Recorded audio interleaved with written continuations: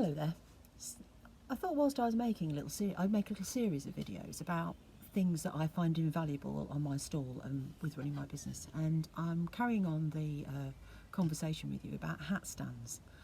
I won't be without them, and I need them for my business. And actually, if you've got a lot of hats and they live in boxes, yeah, you don't want them getting dusty, I understand that.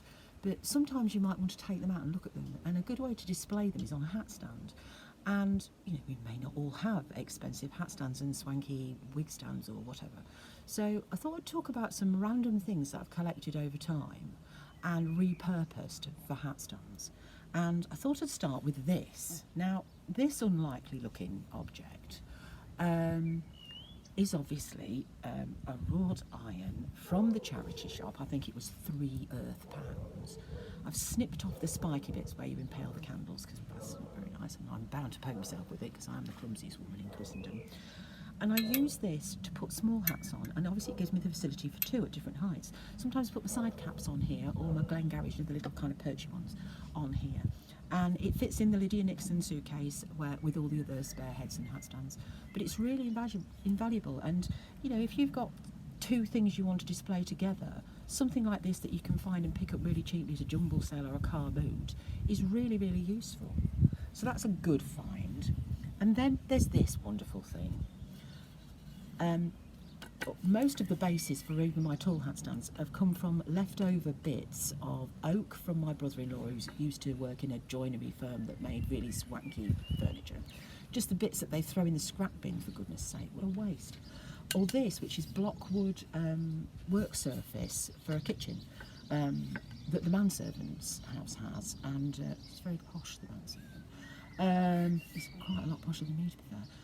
So these were the leftover bits. So we use those because they're quite heavy and they hold it together. And then this thing, which actually functions without its top on in its heyday, this way up, and it's called a ponch. Now, before we had the luxury of automatic washing machines, in fact, before even twin tubs and those ones with mangly bits on, before we had any of that nonsense, we had this. And basically, these went with dolly pegs. So there was this, and then the thing that looked like a three-legged stool. And you'd put your washing in the big tub thing, twizzle the soap, grate the soap in. It was hard going, I can tell you. No wonder Monday was the day that you did your washing. And then you squash the washing with this. Obviously this bit wasn't on then, it was just had a long handle.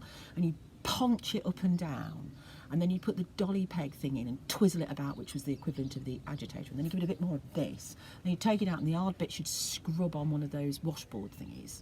That happened in skiffle groups in the 1960s, I'm showing my age now. So it's a ponch, but when you twipple it up the other way, climbing round two, you end up with something you can place a hat on, and it's lovely, and it's just interesting. Most of the time it's not seen, but every now and again I kind of leave a hat off it, so it's just sitting there, interestingly tantalising people. But as you can see, there's, I don't know if you can get them in the right light here, these little holes go all the way through, so that when you're squitching it, the water comes squelching out. Can't imagine wash day was very easy, to be fair. And then there's this little bod here, not far from us, near Grantham. There's this place called Bollywood, and sorry, Dollywood, not Bollywood. What am I talking about? Dollywood. Now, Dollywood is run by this lady who is an upcycling maniac, and she repurposes and rejuvenates and repairs shop mannequins and then rents them out again or sells them on. And she regularly has little sales, so I'll drop a link in. And this was just a head.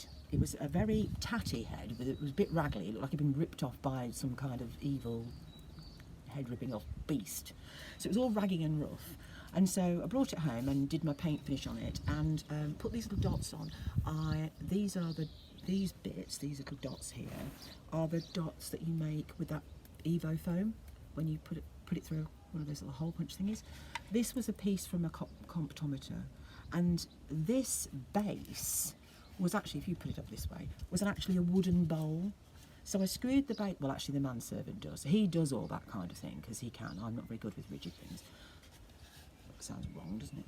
And I then, to hide the joins, darling, don't you know, put this collar from a brown leather jacket that I'd use as a hat, the body of, for a hat band somewhere else, and these three little bits of broken jewellery just to zhuzh it up a bit, really.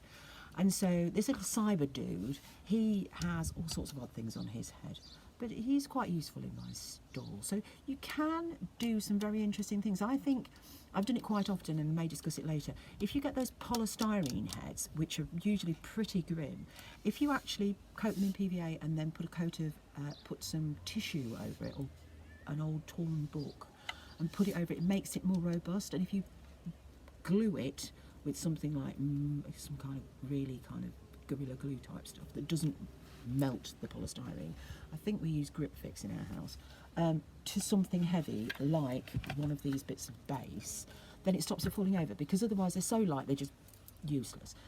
And then you can decorate it like this, bit of surface paint and decoration, and you're off. And you can have a hat stand somewhere about your house, somewhere where you sit and look at it, and you can just change your hats over. So your little works of art that are your hats that you've either procured from us at Ornamentology or made yourself or somebody's gifted to you, you can have them out so you can see them. And you know, it kind of extends the joy that you can have from owning a beautifully crafted hat. Anyway, I hope all that information's helpful, and I'll talk to you again soon. Thank you for your time. Bye bye now.